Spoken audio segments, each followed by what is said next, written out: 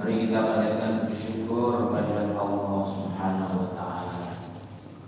Pagi ini kita masih diberi nikmat yang sangat banyak, nikmat yang agung diberikan oleh Allah, berupa nikmat iman Islam, nikmat sehat, nikmat sempat, sehingga kita bisa menjalankan ibadah sholat subuh berjamaah di masjid yang kita cintai ini. Kita diringankan oleh Allah langkah kaki kita untuk menuju masjid. Ini nikmat yang luar biasa.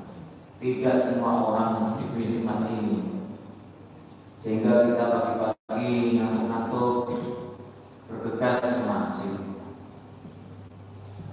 dan bisa menjalankan ibadah. Dan kita masih diberikan nikmat oleh Allah untuk bisa melafalkan ayat-ayatnya berupa Al-Quran.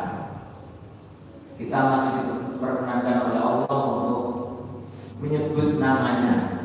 Ini nikmat yang luar biasa. Sekiranya Allah itu tidak memberi nikmat itu, sangat berat dan sangat susah kita menjalani.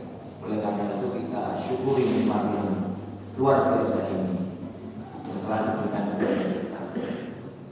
Insya Allah dengan bersyukur kita akan ditambahi nikmat. Semakin kita bersyukur, insya Allah kita semakin ditambahi nikmat berupa kemampuan kita zikrullah untuk selalu zikir kepada Allah Subhanahu wa taala. Zikir itu connect dengan Allah, nyambung gitu. Bentuk dari ketersambungan itu ada di antaranya kita selalu mengingat nikmat-nikmatnya, kita juga selalu nyambung melihat keagungan Allah Subhanahu wa taala melalui alam semesta maupun dari Al-Quran.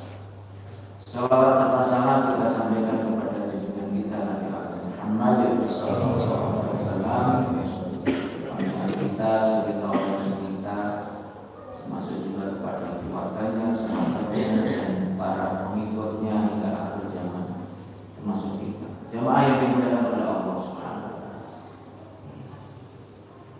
Ayat 99 ini selanjutnya dari ayat sebelumnya yang membicarakan tentang kalau 98 itu berkaitan dengan peringatan kepada kita terkait dengan Ahlul Kitab, termasuk juga ayat 97 itu berkaitan dengan Nabi Ibrahim yang membangun Ka'bah.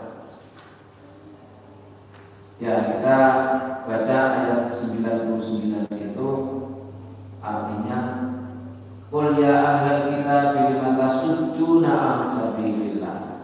Katakanlah wahai Muhammad, ya ahlal kitab, wahai ahli kitab, lima tasudduna an sabilillah. Mengapa kamu terus-menerus menghalang-halangi orang mukmin untuk berjalan di jalan Allah Subhanahu wa taala. An sabilillah, lima tasudduna an sabilillah. Ya ahlal kitab, lima tasudduna an sabilillah. Kenapa kamu terus-menerus menghalang-halangi dari jalan Allah bagi orang-orang yang telah beriman? Kamu menghendaki menjadi bengkok, padahal kamu menyaksikan Allah sekali-kali tidak lalai dari apa yang kamu kerjakan. Para jemaah yang dimuliakan oleh Allah Subhanahu wa taala, ini peringatan bagi kita terkait dengan kebiasaan atau perilaku orang-orang kafir Mekah, terutama ahli kitab, Ahli kitab itu orang yang telah mendapatkan kitab terdahulu sebelum Al-Quran. Ya, ada kitab-kitab, kitab Zabur, kitab Taurat, kitab Injil, sebagaimana dalam Al-Quran disebutkan itu. Mereka pernah mendapatkan kitab, mendapatkan ajaran dari kitab-kitab Allah terdahulu.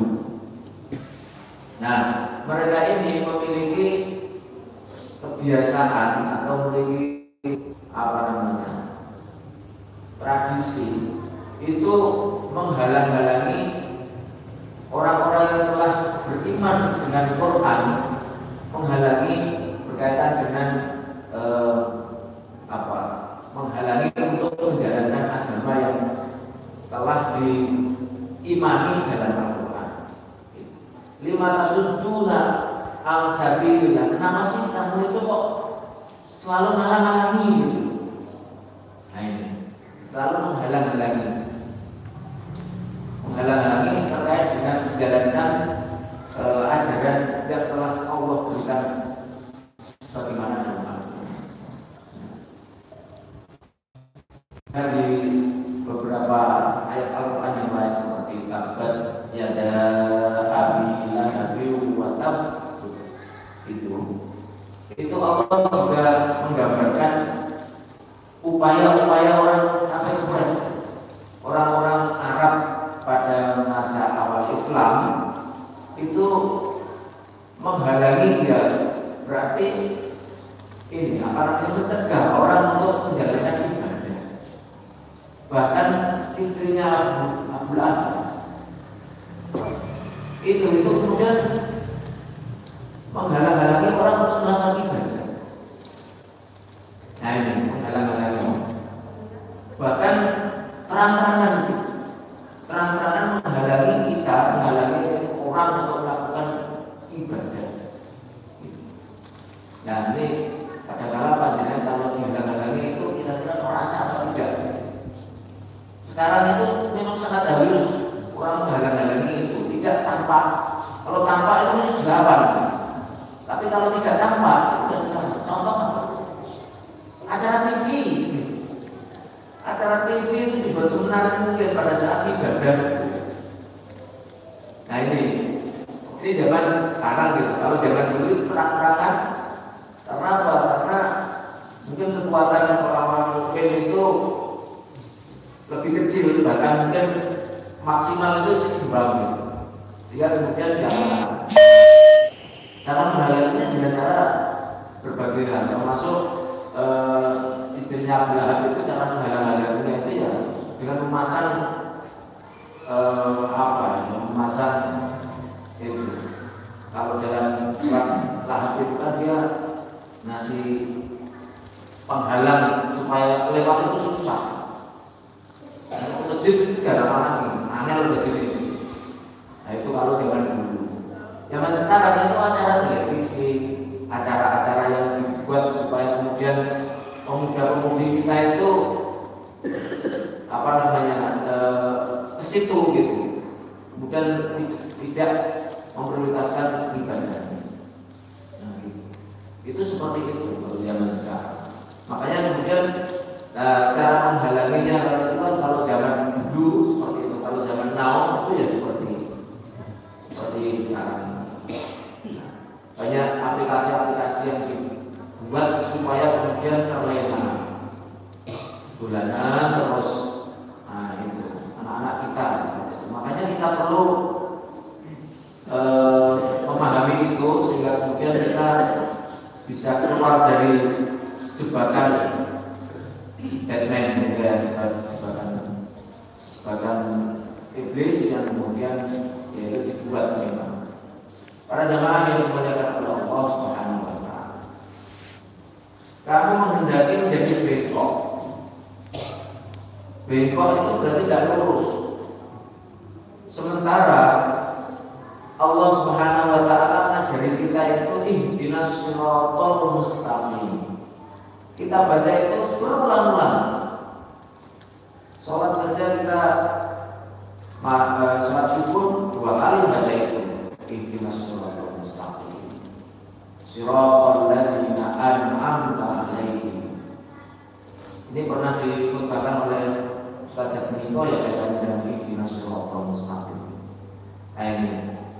Jadi kita selalu meminta kepada Allah Subhanahu wa taala untuk diarahkan di jalan yang lurus. Jalan yang lurus itu jalannya orang-orang yang diberi nikmat oleh Allah Subhanahu.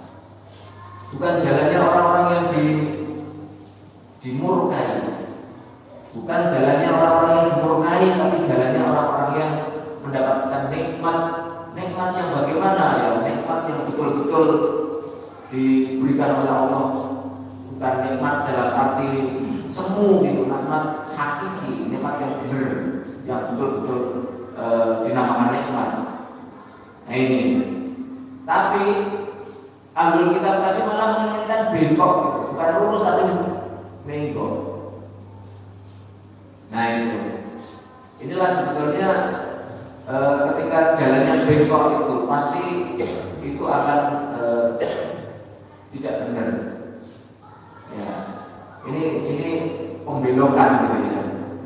Ya, pembelokan. Jadi sebetulnya lurus kemudian belokkan atau menyasarkan. Menyasarkan.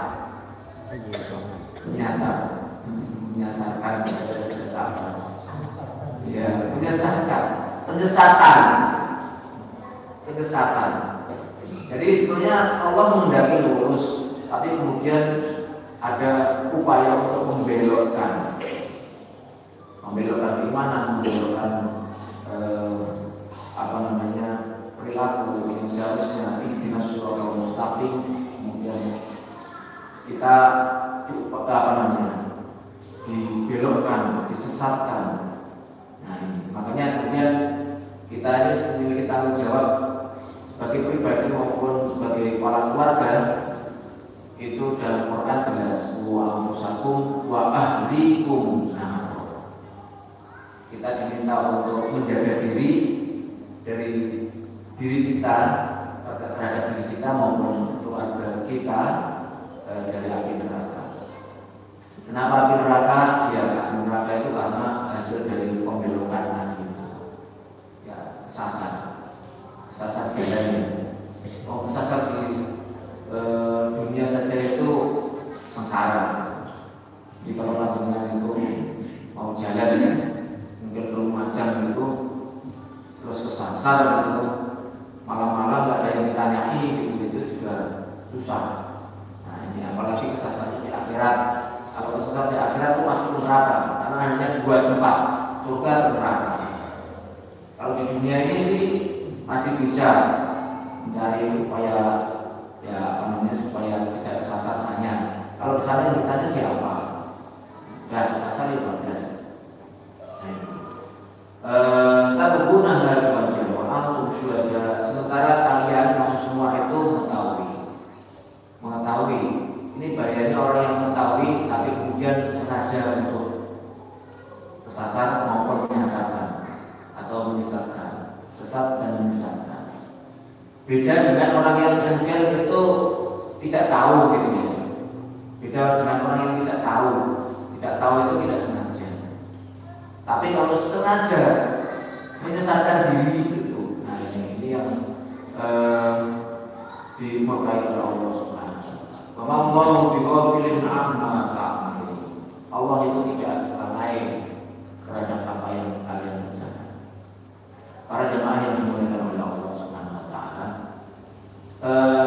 penyesatan atau kita itu diarahkan kepada yang tidak benar itu sebetulnya itu bisa berawal dari dua hal. Yang pertama adalah faktor ekstrinsik, faktor luar. Bisa dari faktor kita sendiri, faktor intrinsik, karena kita punya nafsu. Nafsu kita itu kalau di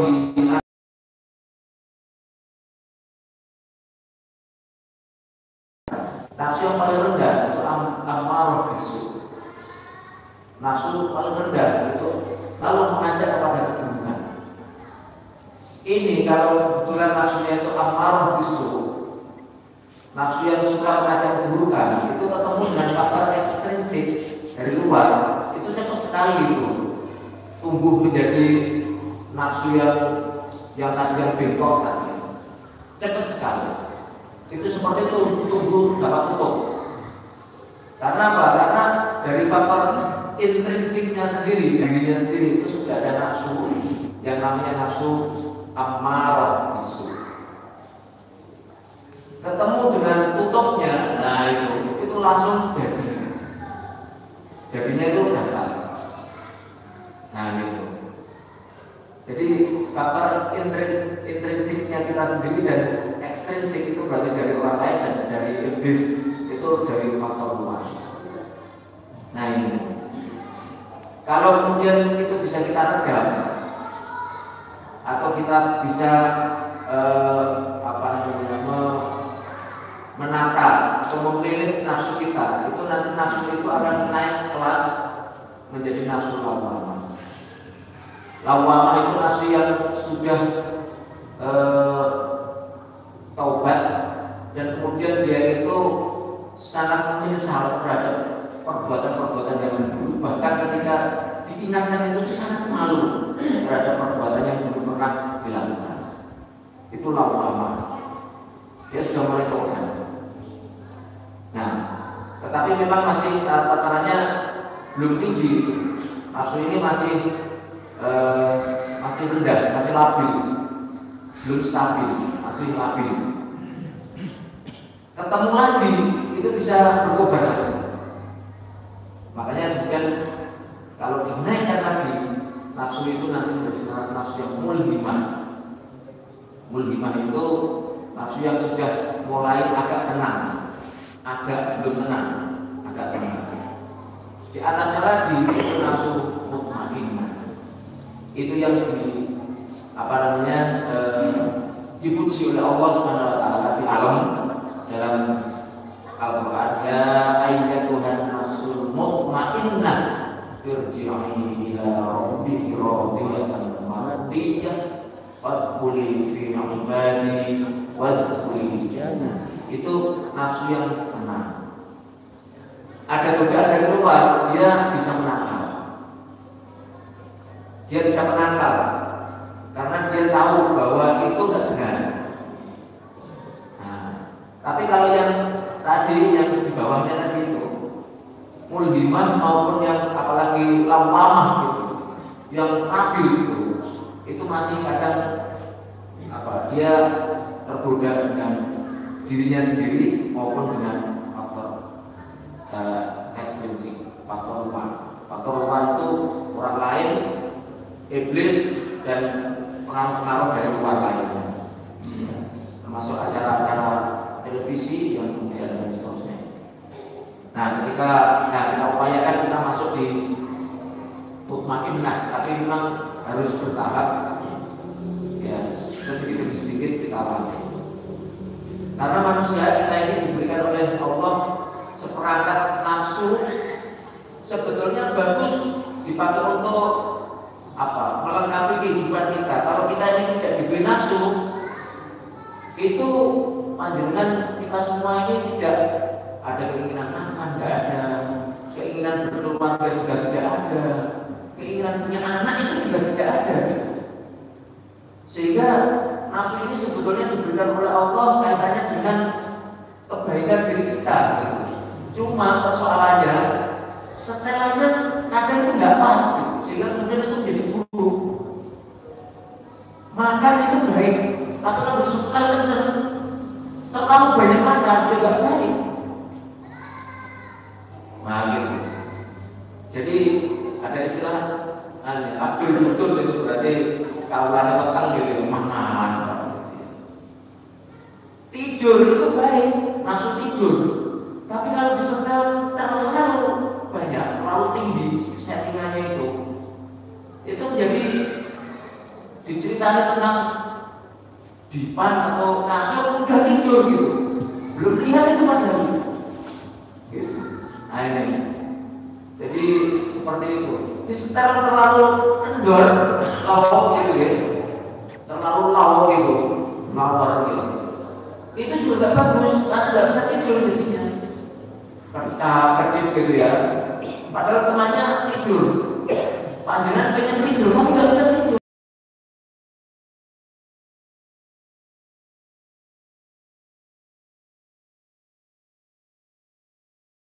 jam 4 bangun, bagus itu. Kebanyakan tidur juga gak bagus, tidak bisa tidur. Itu loh sama dengar itu. Itu lama sekali rasanya, padahal yang tidur itu cepat sekali. Kalau mendengarkan detikan jam itu lama sekali. Ya seperti orang pria itu lah, kalau ketika pria nggak bisa tidur itu kan rasanya itu kok nggak subuh-subuh, padahal mau periksa ke rumah sakit subuh-subuh gitu. Lihat jam 1, lihat jam lagi jam 1:10 jam lama sekali. Sama ketika seorang itu atau manusia diberi nafsu seksual, itu sebetulnya baik. Allah itu gak pernah gak baik rasanya. Cuma persoalannya settingannya itu terlalu tinggi sehingga itu seksualnya itu medeni. Atau kalau dilakukan itu tidak punya seksual belas, itu juga tidak bagus. Makanya jadi impoten namanya. Yang menyebabkan bengkok-bengkok itu adalah itu tadi settingannya yang terlalu turun apa rendahan. Harusnya pas di situ, volumenya pas. Makanya mempaskan itu ya harus diupayakan sekuat tenaga itu dalam bentuk apa namanya salah satu posisi di situ seseorang pada ihdinas siratal mustaqim. Makanya ihdinas siratal mustaqim itu menurut para ulama itu dikatakan seperti rambut di belah 7. Angel gitu. Kenapa? Karena mempaske di situ itu harus butuh perjuangan. Sehingga kemudian nafsu kita itu nafsu yang diridhoi oleh Allah Subhanahu wa taala, nafsu yang recommended by Allah Subhanahu wa taala. Bukan nafsu yang liar. Nafsu yang liar menyebabkan bengkok. Nafsu yang liar menyebabkan bengkok. Bengkok bisa diajak orang, disuruh orang, perintah orang, atau dari kita sendiri. Sementara Allah Subhanahu wa taala mengamati kehidupan kita. Allah mengamati kita. Ya, teknologinya seperti teknologi yang sekarang canggih itu. Allah mengamati seluruh kehidupan makhluknya. Kalau kita saja bisa mengamati seluruh pegawai kita, itu kan bisa melalui CCTV.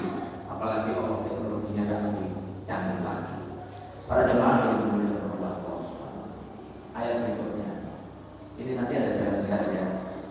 Jalan-jalan seperti ini ngajinya tetap seperti biasa, kasihkan baru biasa saja.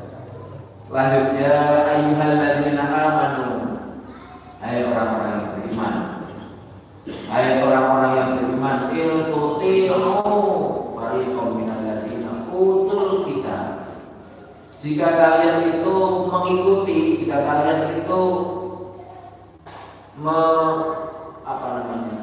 menyetujui, mengikuti ya. Mengikuti itu berarti memfollow lah ya. Fariqam minal ladzina utul kitab, sebagian dari apa yang diberatkan oleh ahli kitab. Ya itu. Bahayanya apa? Itu bisa yaruddu ba'da imanikum kafirin.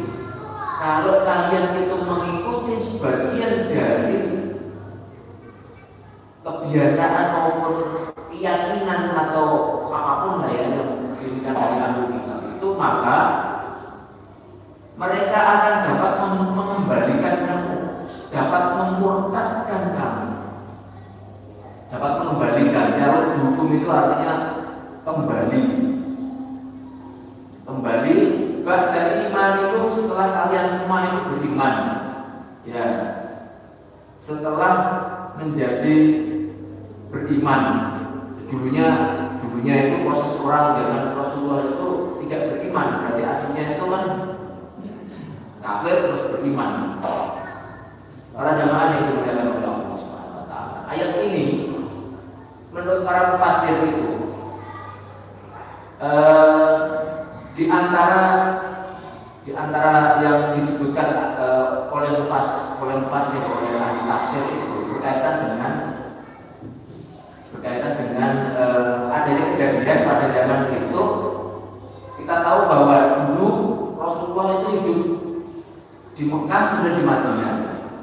Madinah pada saat itu, pada saat Rasulullah baru hijrah itu, atau sebelum hijrahnya Rasulullah itu bertahun-tahun itu perang antar suku beratus-ratus tahun. Jadi bisa dibayangkan itu perang turunan antar kelompok. Jadi kalau terjadi pemicu sedikit saja itu terjadi perang besar antara suku-suku yang ada di Yasrib itu sebutan Madinah zaman dulu. Madinah itu kan yang menamai Rasulullah itu.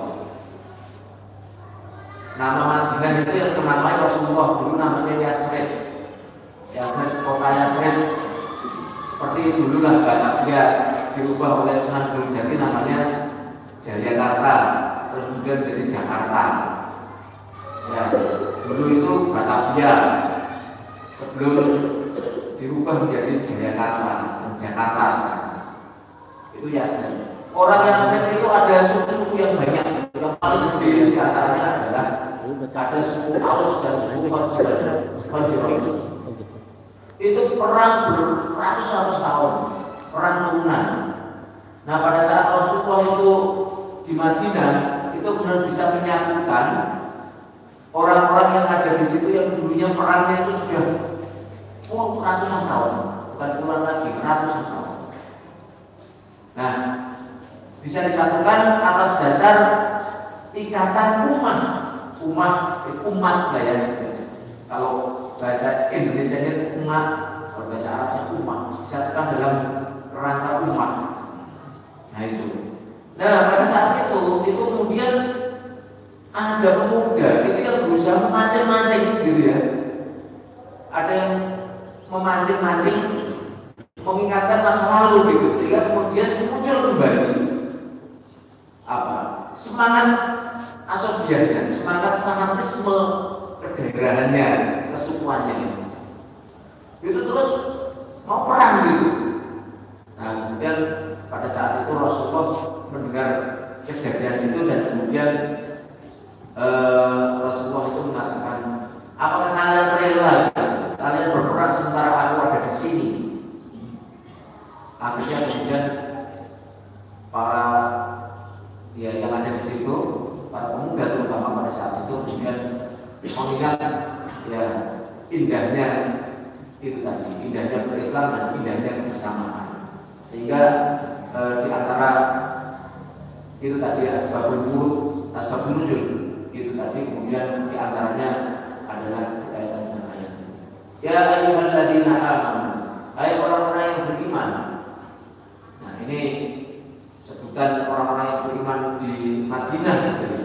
Iltuqi'u fariqam minal ladzina utul kitab, jika kalian semua itu taat atau mentaati atau mengikuti kebiasaan ahli kitab gitu ya, maka kamu akan kembali kepada masa lalu yang dulu itu lah, seperti orang-orang yang sekarang ini masih dalam keadaan tidak mendapatkan petunjuk dari Allah Subhanahu wa taala.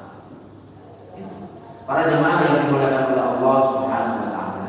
Nah, ini sebetulnya berkaitan dengan kalau kita diingatkan dengan kebiasaan atau ahlul kitab, di antaranya itu menolak satu dipindahkannya kiblat umat Islam dari Baitul Maqdis ke Mekah, ke Ka'bah.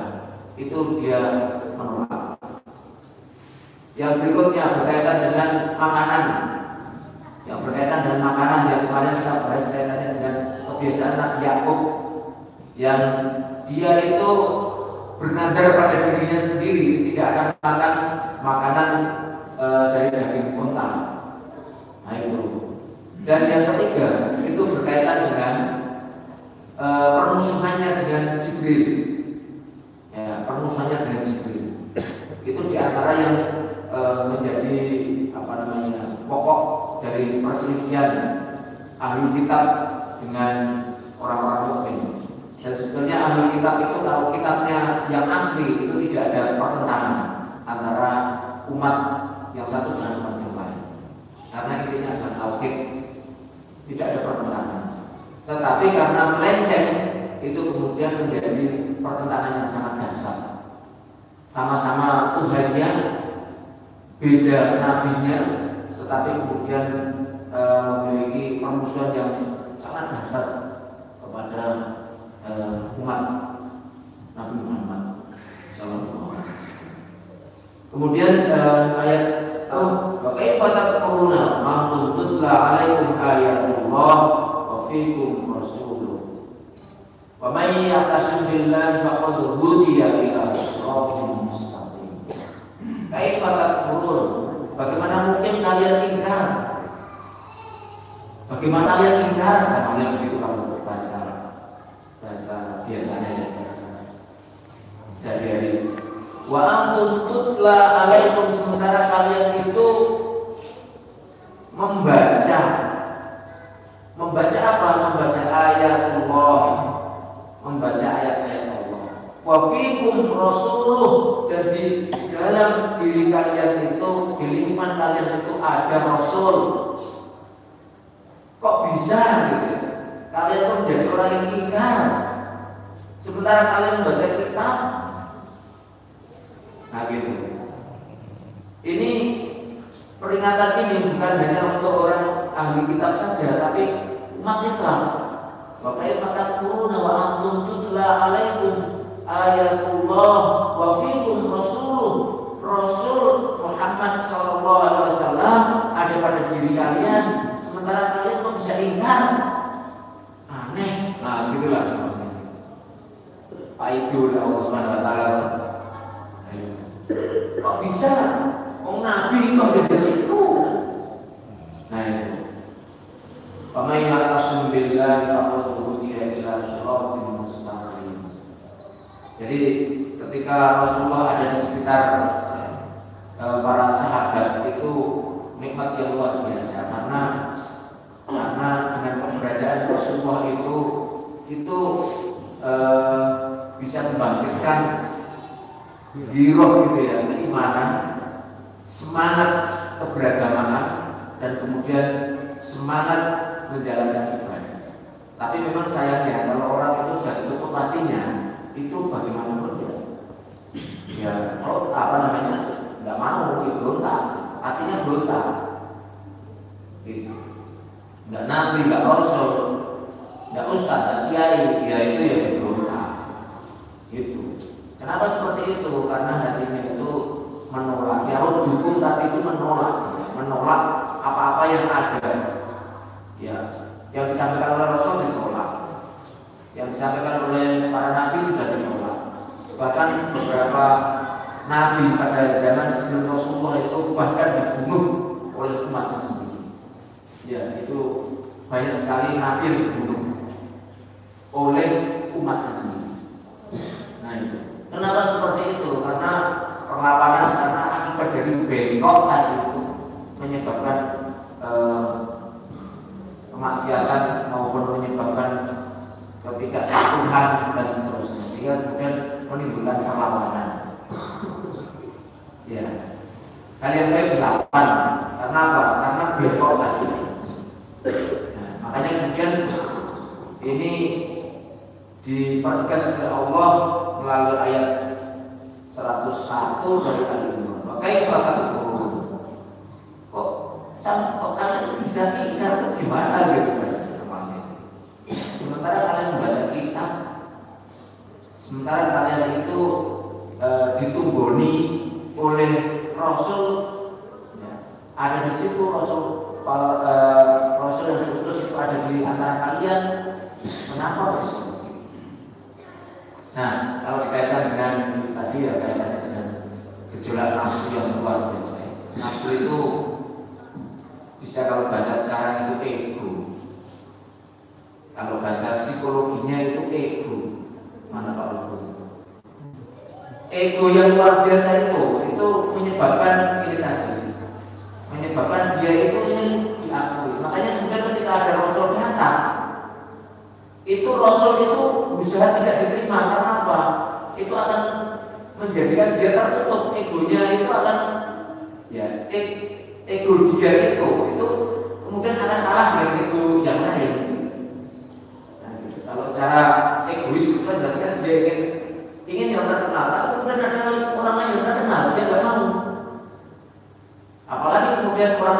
ngatur gitu ya. Nah, nggak mau. Tradisi Arab orangnya itu superior. Arab itu superior. Sampai sekarang gitu. Coba yang sekarang itu kan Arab itu kan lagi maju-majuan. Kenapa? Kalau dia itu karena memang orang pada pasir itu egonya luar biasa. Nggak mau diatur oleh orang baru itu nggak mau. Nabi itu mesti mengatur ya, akan mengatur tatanan kehidupan terutama masalah keyakinan dan bahkan akan mengatur masalah keduniaan. Mereka nggak mau, melawan, sehingga kemudian perlawanan itu menyebabkan pertentangan bahkan peperangan. Ya, peperangan yang dipicu dari ego masing-masing. Makanya kemudian pada zaman Rasulullah melakukan dakwah di Mekah. Di Mekah Rasulullah selama 13 tahun itu gagal. Kenapa? Rasulullah sangat diusir. Kenapa bisa begitu? Karena orang Mekah itu superiornya luar biasa. Orang kafir Quraisy itu superiornya luar biasa. Apalagi di situ ada suku yang namanya suku Quraisy, itu tokoh-tokohnya itu luar biasa. Jadi Rasulullah itu terusir sampai ke Madinah. Di Madinah ditata dan kembali lagi ke Mekah. Pada saat itu Rasulullah sudah memiliki kekuatan yang lebih baik, sehingga kemudian Mekah bisa dikuasai. Nah, tapi sebelumnya itu, ya kalau melihat sejarah dakwah Rasulullah di Mekah itu sangat sengsara dan sangat berbahaya karena menghadapi tokoh-tokoh yang superior. Nah, ini diantaranya. Kalau kemudian berkaitan dengan kayak fakta turun ya seperti itu. Allah memberikan tip dan resep kepada kita di akhir ayat ini. Wa may ya'tasim billah faqad hudiya ila shiratin mustaqim. Supaya tidak bengkok, kita harus berpegang kepada agama Allah Subhanahu. Supaya tidak bengkok, berarti lurus. Kita harus berpegang kepada Al-Quran dan As-Sunnah. Sebagaimana Rasulullah mengatakan, taraktu fikum amrayni la tadillu ma in tamassaktum bihima. Aku ini meninggalkan dua perkara, dan kalau perkara ini dipegangi sungguh-sungguh, dipegangi kuat-kuat, kalian tidak akan sesat selama-lamanya. Apa itu? Kita bahwa Al-Quran, Sunnah dan Sunnah. Wa may ya'tasim billah, barang siapa yang berpegang pada tali Allah, berpegang pada ajaran-ajaran Allah, ya melalui Rasulullah SAW, pasti orang ini akan berada pada jalan yang lurus, jalan yang selalu direkomendasikan oleh Allah, bukan jalan yang bengkok. Kalau bengkok seperti tadi, ya akibatnya banyak. Akibatnya kayak kotak turun tadi, ingkar, dan keingkarannya ini akan menyebabkan banyak hal, banyak masalah. Ya, dan ketika may ya'tasim billah faqad hudiya, barang siapa yang berpegang teguh kepada Allah, faqad hudiya, ini rumus kehidupan. Rumus atau resep gitu ya. Kalau resep itu biasanya berkaitan dengan obat, kalau rumus ini berkaitan dengan ya rumus-rumus matematika dan seterusnya. Ini biasanya ini rumus kehidupan. Barang siapa yang berpegang kepada ajaran Allah, pasti dia akan mendapatkan petunjuk pada jalan yang lurus. Faqad hudiya, ini janji Allah. Faqad hudiya ila shiratin mustaqim. Dalam Quran itu biasanya ada kata penguat faqad, ada kata inna, ada kata dan seterusnya. Itu menggambarkan bahwa ini benar-benar akan terjadi kalau yang itu dilakukan.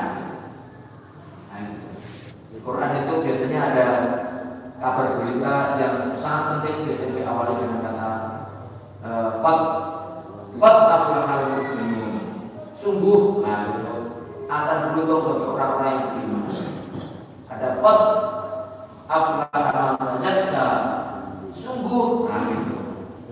faqad, hampir sama. May ya'tasim billahi faqad hudiya ila siratal mustaqim. Kalau ditanya bagaimana untuk mendapatkan petunjuk Allah, berarti berpeganglah kepada ajaran-ajaran Allah. Pasti di situ nanti akan dapat petunjuk.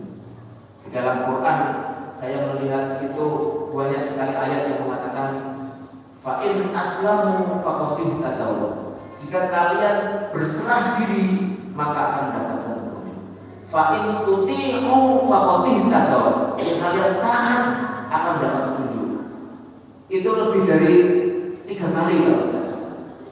Di surat An-Nur ada, surat Al-Baqarah juga ada, di surat Al-Imran juga ada. Kalau di dalam surat Al-Baqarah itu fa in aslamu faqad ihtadaw. Jika kalian berserah diri Islam, maka kamu akan diberi petunjuk.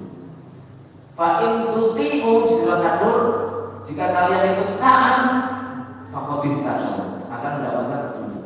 Sebenarnya petunjuk itu sebetulnya bisa kita raih dengan cara kita menyerahkan diri kita kepada Allah.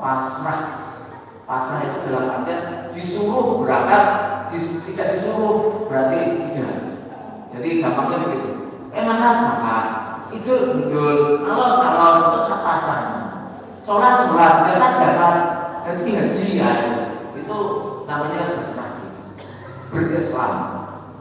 Nah, jika kalian taat mematuhi perintah-perintahnya, faqad ihtadaw. Nah, ini ayat ini hampir sama senada dengan yang tadi.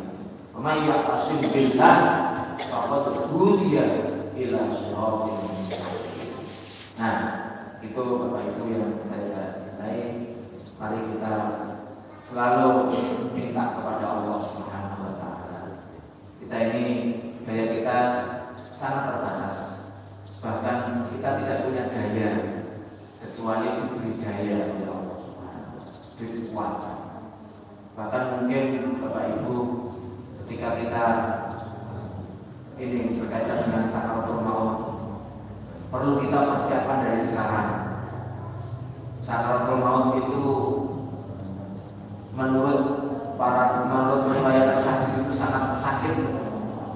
Pada saat itu juga orang itu sudah dayanya semakin berkurang. Kalau kita daya sekarang itu mungkin ini ada levelnya mungkin 9 begitu daya kita. Pada saat itu mungkin tinggal 2,5 atau bahkan tinggal 2 atau tinggal 1,5. Kita memelekkan mata saja sudah tidak bisa. Melekkan mata saja tidak bisa. Sekarang melek bisa, melek merem bisa. Tapi pada saat maut itu banyak orang yang melekkan mata saja tidak bisa, tapi dia masih ingat, dia masih mendengar, karena kesadarannya masih ada tapi levelnya rendah. Itu yang perlu kita persiapkan, minta kepada Allah supaya nanti akhir dari ucapan kita itu adalah la ilaha illallah Muhammadur Rasulullah atau Allah.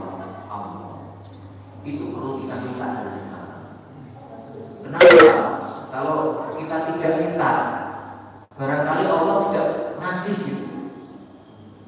Ya, oleh karena itu kita minta, ya Allah, di akhir ayat itu dilafalkan.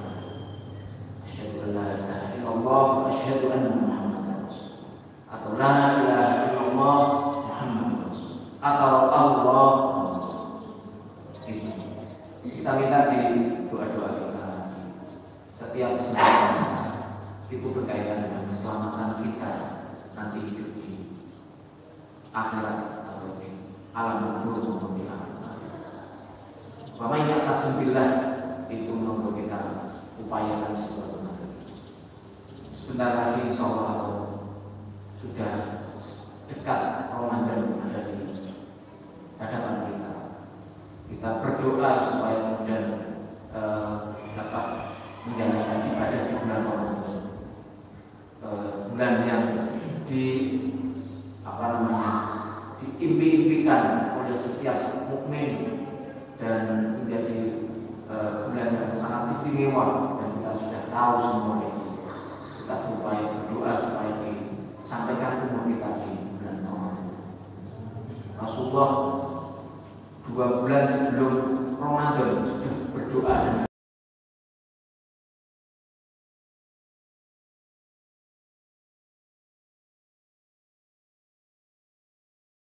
kita cas di situ keimanan kita tambahi ya buat ibadah kita